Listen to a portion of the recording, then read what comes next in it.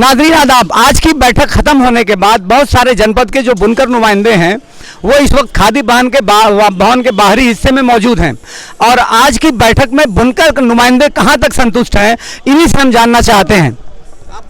जी, मोहम्मद कासिम अंसारी टांडा से। आज की इस बैठक से मैं बहुत मुतमईन हूँ। पूरे प्रदेश का बुनकर बहुत मुतमईन है। उत्तर प्रदेश सरकार को धन्यवाद ज्ञापित करता है। जो फ्लैट रेट बिल्कुल वैसे ही रहेगा जैसे 2006 का शासनादेश था। मैं तमाम बुनकरों की तरफ से सरकार को बधाई देता हूं। और मैं हाजी महमूद्दीन अंसारी, जिला संत कबीर नगर। आज यहाँ जो मीटिंग हुई बहुत अच्छा लगा, क्योंकि सरकार ने जो भी प्रस्ताव रखा था हमने उसको कहा कि उसको आधा कर दिया जाए। जैसे 500 रुपये जो आध्यास पावर के लिए बात कर रहे थे, हमने कहा उसको 250 कर दिया जाए। अगर ये हो जाएगा तो बुनकर समाज फिर पूरी तरह से जिस तरह से फल फूल रहा था, मतलब फ्लैट रेट होने की वजह से आप बहुत खुशी। मैं हाजी नियाज बनारस पावरलूम बुनकर एसोसिएशन से मैं आज बहुत खुश हूँ, क्योंकि सरकार ने फ्लैट रेट पर हम लोगों की बात मान ली है। रह गया कि जो है रेट के लेके जो बातें हैं वो अगले प्रस्ताव में सरकार मतलब पूरी उम्मीद है, पूरी उम्मीद। मैं अनवारुल अंसारी बनारस से।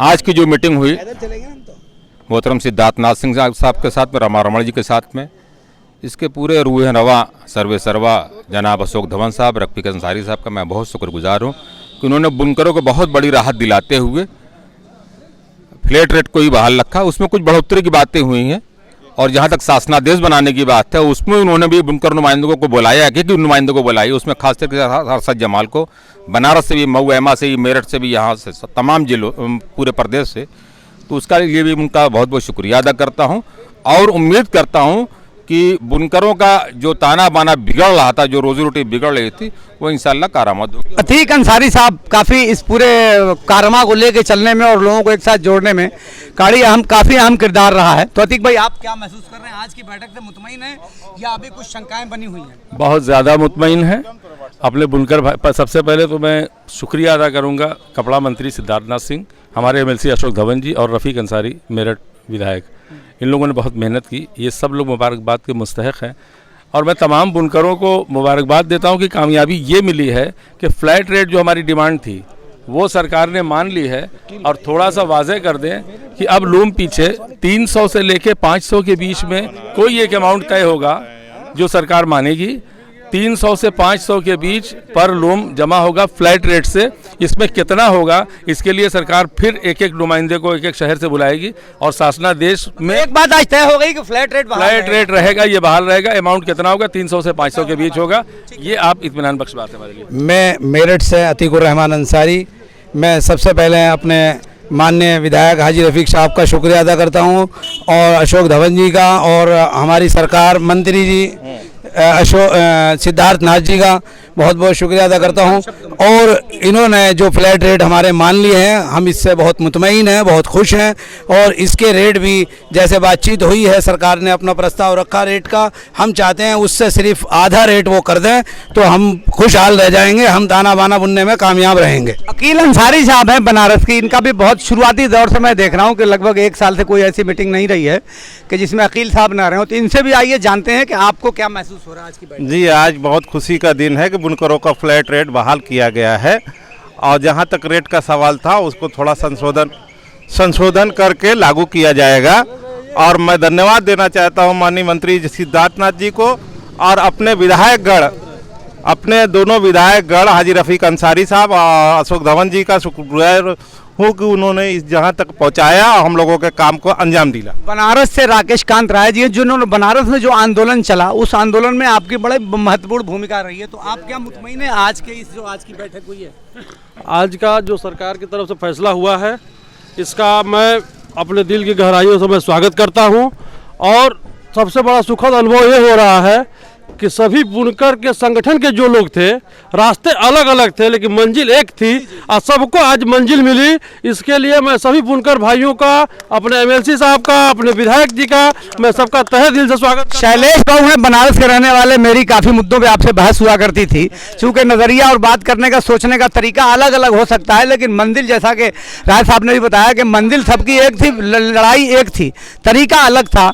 तो मैं शैलेश बाबू से भी चाहूँगा कि आप भी कुछ कह दीजिए। आपसे हमसे अरशद जमाल साहब उस बहस को हुई और जीते हम दोनों, जीते हम दोनों। रास्ते अलग अलग थे लेकिन अंत में संगम किसी एक जगह ही जाके हुआ। तो मैं आज जितने बुनकर भाई हैं इस पूरे प्रदेश के, सबको दिल से धन्यवाद देता हूं। और सभी बुनकरों की जीत हुई है, सभी लोगों की परेशानियां दूर हुई हैं। सिर्फ सबसे ये बोलूंगा कि आज की रात कत्ल की थी रात थी, जो पिछली रात गई है, आज की रात चैन की रात है, चैन से आप लोग सो सकते हैं। सरदार साहब मैं बनारस के, आप भी कुछ बताइए कि आप भी मीटिंग में थे, मेरे ख्याल से पहली बार आए थे, किसके पहले मीटिंग में आप आए थे? तीसरी बार हम आए हैं और जो भी आज हम लोगों को मिला है तो ऐसे समझ लीजिए कि पूरे उत्तर प्रदेश के बुनकरों को एक वरदान मिला है और हम सारे बुनकर इस वरदान से काफ़ी राहत महसूस किए हैं। और हम शिकायत एक ये करते हैं अरशद जमाल भाई से कि आप जो 5 किलोवाट तक जो बुनकर के अदर जो मशीनें हैं जो लूम से जुड़े हुए हैं, उसमें कुछ मशीनें ऐसे हैं जिसमें 10 केवी के मोटर लगते हैं। कौन सी मशीन ऐसी है? वो कटिंग मशीन है, वो कटिंग मशीन है जो पावर लूम का एक हिस्सा है। हाँ, पावर लूम का एक हिस्सा है जो कटिंग मशीन है। अगर उसको हम लूम से बाहर कर देते हैं तो ये मान लीजिए कि हम जो है सूरत के सामने कमजोर पड़ जाएंगे। जो साड़ियों की बाद में बनने के बाद जो साड़ियाँ कटिंग होती है, वो कटिंग की मशीन हमारे लूम से जुड़ा हुआ एक हिस्सा है, एक हिस्सा है। तो इस पावर लूम के साथ उसको भी जोड़ना आपकी जिम्मेदारी है। इसलिए कि सिद्धार्थ नाथ जी आपको चॉइस किए हैं, अगर इसको आप बाहर रखेंगे तो आप हमसे सामना करेंगे, ये मैं बता दे रहा हूँ इस बाइट पे। नहीं, ठीक बात है, आपने बता दिया। जब आपने बैठक में उठाई थी बात तो मुझे समझ में नहीं आया कि 10 किलोवाट की कौन सी मशीन है। तो कटिंग मशीन है, ठीक है, वो आपका प्रस्ताव भी उसमें जरूर रखा जाएगा। तो मैं, आप लोहता से हैं जी, शमीम भाई हमारे बड़े मित्र हैं, बड़े सब बिजली विभाग के बड़े जानकार हैं।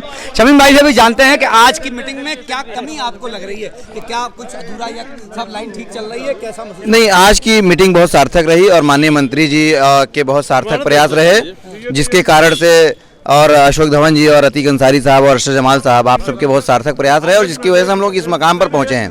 लेकिन मुझे अभी भी एक छोटी सी बात लगती है जो अशोक धवन साहब ने जो कहा कि ऊर्जा विभाग के लोगों के साथ भी एक मीटिंग करनी चाहिए। जो मैं शुरू से कहता आ रहा हूं कि जो बुनकरों की बिजली को सीडीएफ, आरडीएफ और एडीएफ के नाम पर जो बिजली विभाग खा रहा है पैसा, वो तो अलग आपने बात उठी थी कि बिजली विभाग के साथ एक अलग से बैठक होगी, उस पर बात होनी बहुत जरूरी है।